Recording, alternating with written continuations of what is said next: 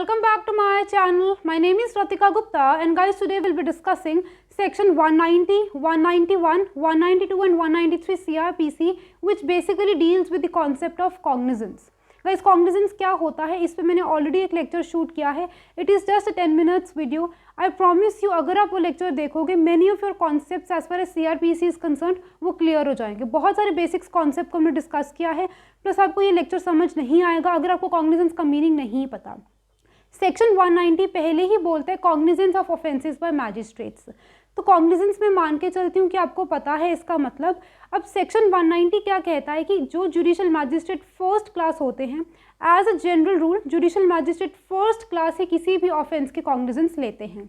Mind it guys, judicial magistrate first class में chief judicial magistrate भी आते हैं. आई नो आपको मैंने हायरार्की में बताया था कि जुडिशियल मैजिस्ट्रेट फर्स्ट क्लास के ऊपर CJM आते हैं, बट डू नॉट फॉरगेट कि जो CJM होते हैं वो भी होते जुडिशियल मैजिस्ट्रेट फर्स्ट क्लास ही हैं.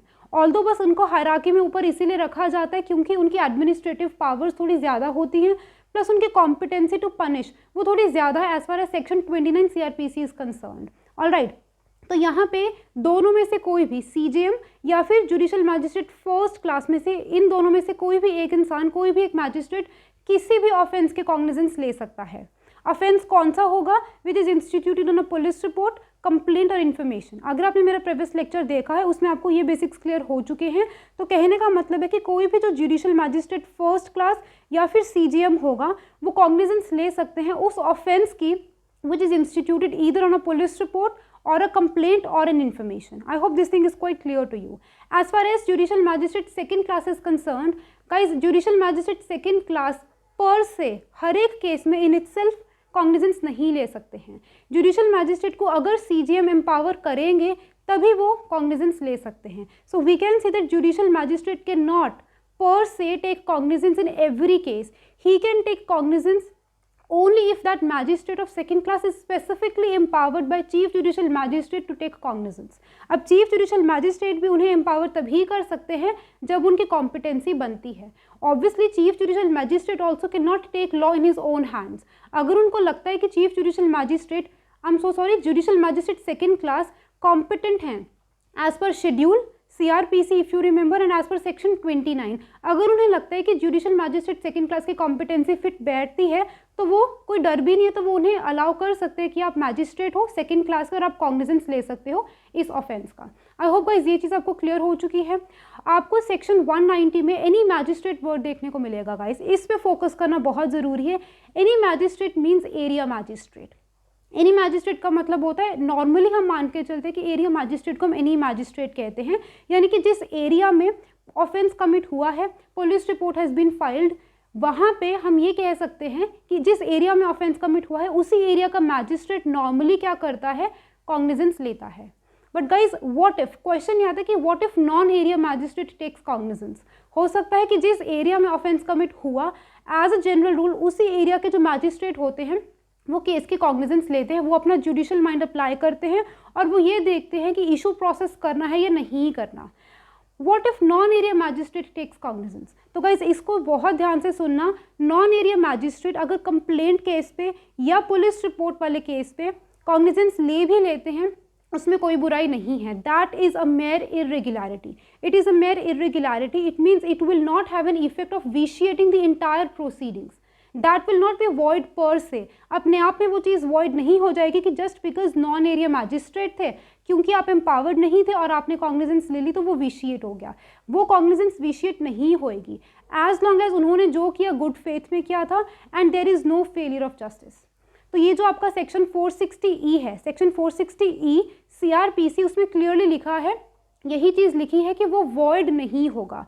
एज फार एज अगर इंटरेस्ट ऑफ जस्टिस में हुआ है तो नॉन एरिया मैजिस्ट्रेट भी अगर कॉग्निजेंस ले लेते हैं of a case instituted on a police report और कंप्लेंट, वो अपने आप में वॉइड नहीं है. लेकिन गाइज अगर वही non area magistrate information case पे कॉग्निजेंस ले लेते हैं वो अपने आप में वॉइड है.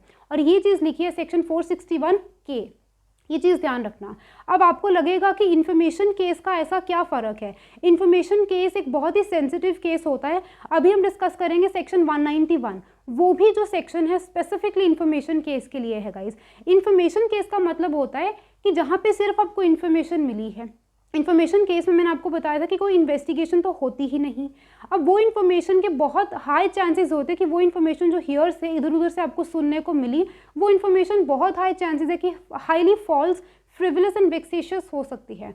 तो इन्फॉर्मेशन केसेस को थोड़ा सेंसिटिव केस माना जाता है।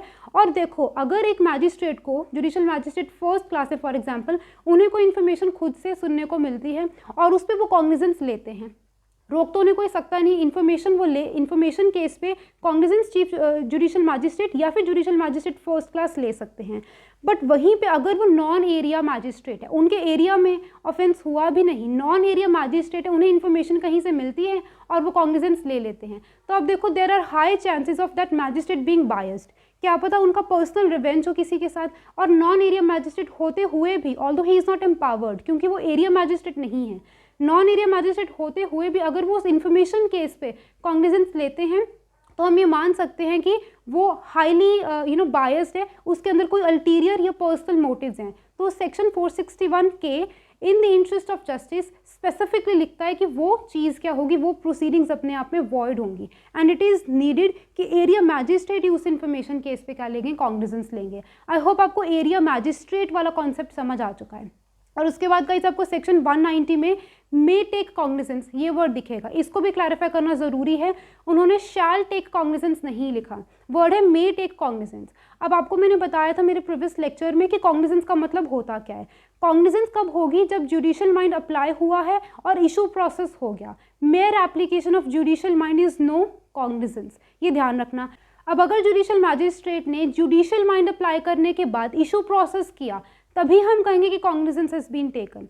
ऐसा भी तो हो सकता है, मैंने आपको बताया था कि judicial magistrate is not convinced as far as prima facie evidences in front of him are concern. जो भी मटेरियल ऑन रिकॉर्ड उनके सामने पुलिस ने रखा है after investigation, he is not convinced, he is not satisfied that a prima facie case against accused has been made out and that issue process is necessary. अगर वो satisfied नहीं है तो वो क्या कर सकते हैं, वो कॉग्निजेंस नहीं भी लेंगे, वो इशू प्रोसेस नहीं करेंगे, और जब तक इशू प्रोसेस नहीं होगा तब तक हम ये कहेंगे कि कॉग्निजेंस नहीं ली गई।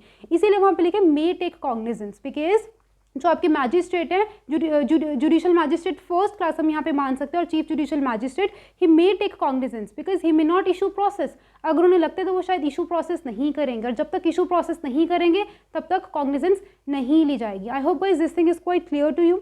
और इसी सेक्शन 190 के साथ सेक्शन 193 डिस्कस करना बहुत ज़रूरी है। सेक्शन 193 कहता है कि कोर्ट ऑफ सेशंस भी जो होते हैं ना, वो ओरिजिनल ज्यूरिसडिक्शन में कॉग्निजेंस नहीं ले सकते। एक तो judicial magistrate second class cognizance नहीं ले सकते जब तक सीजेएम ने उन्हें एम्पावर नहीं किया।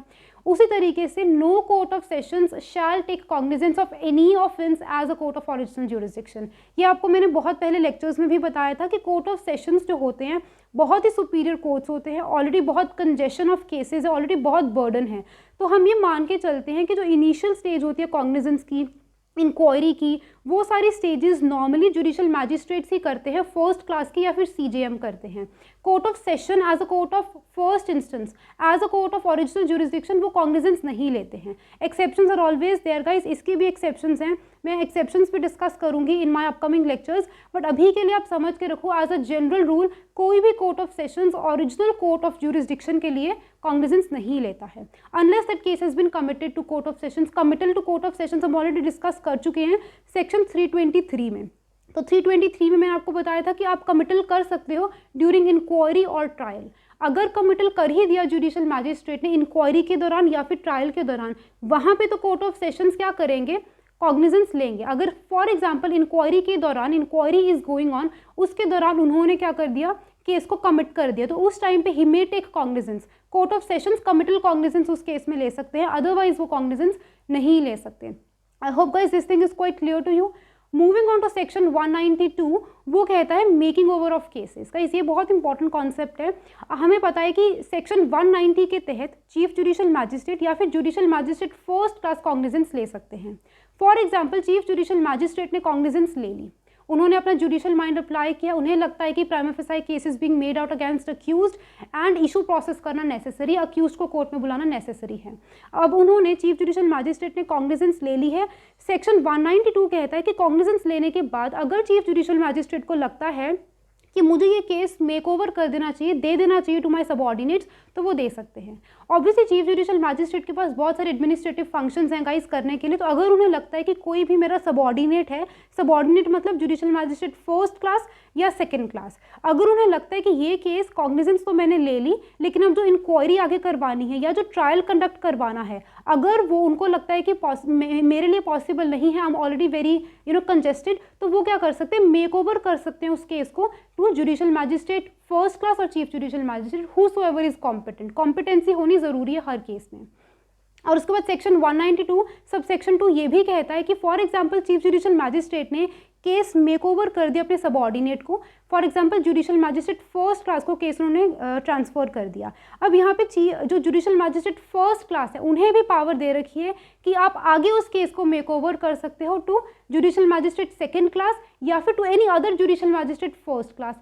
अपने से केस अब किसी और जुडिशियल मैजिस्ट्रेट को भी ट्रांसफर कर सकते हो या अपने सबऑर्डिनेट को भी कर सकते हो, प्रोवाइडेड वो जो उनका सबऑर्डिनेट है उसमें सीजेएम की परमिशन लेना, उनका जनरल एंड स्पेसिफिक ऑर्डर लेना जरूरी है, सीजेएम का डायरेक्टिव होना जरूरी है। डू नॉट फॉरगेट सेक्शन 190 जहां पे हमने डिस्कस किया कि सीजेएम अगर एम्पावर करेंगे जुडिशियल मैजिस्ट्रेट सेकंड क्लास को तभी वो केस के कॉग्निजेंस ले सकते हैं। I hope guys this thing is quite clear to you. और इसी के साथ अगर आप सबमिशन को रिलेट करो, अगर आपने सेक्शन 325 मेरा देखा है तो इसी सेक्शन के साथ 192 के साथ आप सेक्शन 325 शायद से रिलेट कर सकते हो, नहीं कर पा रहे, I will tell you how. अभी केस कमिटल, अभी केस जो है मेक ओवर हो चुका है, सीजीएम ने नीचे केस भेज दिया। अब फॉर एग्जांपल सीजीएम ने कॉग्निजेंस के बाद केस को नीचे भेज दिया जुडिशियल मैजिस्ट्रेट फर्स्ट क्लास को कि आप इंक्वायरी और ट्रायल कंडक्ट करो। अब जुडिशियल मैजिस्ट्रेट को लगता है कि मैंने इंक्वायरी भी कर ली, ट्रायल भी कंडक्ट कर लिया, लेकिन जो पनिशमेंट मैं देना चाहता हूँ वो मेरी कॉम्पिटेंसी के बाहर है, तो वो दोबारा से वो केस जो उनको मेक ओवर होकर नीचे आया था, जब पनिशमेंट देने की बारी आएगी वो 325 में दोबारा से सीजीएम को वही केस सबमिट कर सकते हैं। आर यू जस्ट अंडरस्टैंडिंग कि किस तरीके से 325 में केस नीचे से ऊपर गया था, अब 192 में वही केस ऊपर से नीचे भी आया। I hope guys this thing is quite clear to you, it is quite interesting अगर आप समझने पे आओ। Now talking about my last section, which is section 191. 191 is a section which is specifically for information case. Information case के लिए ये section को बनाया गया है। And guys, this section is something which is in line with natural justice. सिर्फ और सिर्फ पार्टीज के साथ जस्टिस हो, अक्यूज के साथ जस्टिस हो, अनफेयर ना हो, सेक्शन 191 को बनाया गया है। सेक्शन 191 सिर्फ इतना बोल दे कि अगर कोई भी इन्फॉर्मेशन केस है, मैंने आपको बताया कि इन्फॉर्मेशन केस थोड़े सेंसिटिव होते हैं क्योंकि वो इन्फॉर्मेशन होती है and there are very many chances of that information being very false and frivolous। तो वहाँ पे लिखा है कि अगर कोई भी ऐसा मैजिस्ट्रेट है, एरिया मैजिस्ट्रेट माइंडेड, यहाँ पे हम नॉन एरिया मैजिस्ट्रेट की बात नहीं करते क्योंकि नॉन एरिया मैजिस्ट्रेट की तो अगर वो कॉग्निजेंस ले भी लेंगे तो वो वॉइड है, सेक्शन 461 क्लॉज के तहत वो ऑलरेडी वॉइड है। यहाँ पे हम बात करते हैं एरिया मैजिस्ट्रेट की। अगर सेक्शन 191 में एरिया मैजिस्ट्रेट ने कॉग्निजेंस ली, उनको ये बताना अक्यूज्ड को ज़रूरी है कि ये इन्फॉर्मेशन केस है और इन्फॉर्मेशन केस पे अगर आप चाहते हो आपका केस ट्रांसफ़र कर दिया जाए तो अदर मैजिस्ट्रेट, तो वो उनको दिया जाएगा। क्योंकि गाइस अब खुद सोचो, सपोज एक जुडिशियल मैजिस्ट्रेट फर्स्ट क्लास है, उनको कोई इन्फॉर्मेशन खुद से मिली, किसी ने नहीं दी, उन्हें खुद से कोई इन्फॉर्मेशन मिली और उस इन्फॉर्मेशन पे खुद ही उन्होंने कॉग्निजेंस ले ली। कॉग्निजेंस तो वो ले सकते हैं सेक्शन 190 के तहत, इन्फॉर्मेशन उन्हें खुद ही मिली, किसी सोर्स से नहीं मिली और खुद ही इन्फॉर्मेशन पर उन्होंने कॉग्निजेंस ले ली। कॉग्निजेंस ले ली मतलब अक्यूज्ड को इशू प्रोसेस कर दिया। व्हाट इफ गॉड फॉरबिड उन जुडिशियल मैजिस्ट्रेट का कोई पर्सनल मोटिव, अल्टीरियर मोटिव हो उस अक्यूज्ड को हैरास करने का, तो यहाँ पे इन लाइंस ऑफ नेचुरल जस्टिस ये कहा जाता है कि अगर वो इन्फॉर्मेशन केस है तो वहाँ पे अक्यूज्ड को पहले से बताया जाएगा कि आपका इन्फॉर्मेशन केस है, अगर आप चाहते हो तो आपका केस ट्रांसफ़र कर दिया जाएगा टू सम अदर मैजिस्ट्रेट। और अगर अक्यूज्ड ने कहा कि yes I want my case to be transfer to some other person, I want my case to be inquired into and tried by some other magistrate, तो CGM की permission के साथ उनका केस ट्रांसफ़र कर दिया जाएगा और जिस मैजिस्ट्रेट को इन्फॉर्मेशन मिली थी ऑन हिज ओन, उन मैजिस्ट्रेट से वो केस लेके किसी और को दे दिया जाएगा, जस्ट बिकॉज हम ये चाहते हैं कि फेयर इंक्वायरी एंड ट्रायल हो और अक्यूज्ड के राइट्स को प्रोटेक्शन मिले। I hope guys this thing is quite clear to you. I'll be coming up with many more sections on CRPC. Till then guys, keep learning, keep shining, stay safe and bye-bye.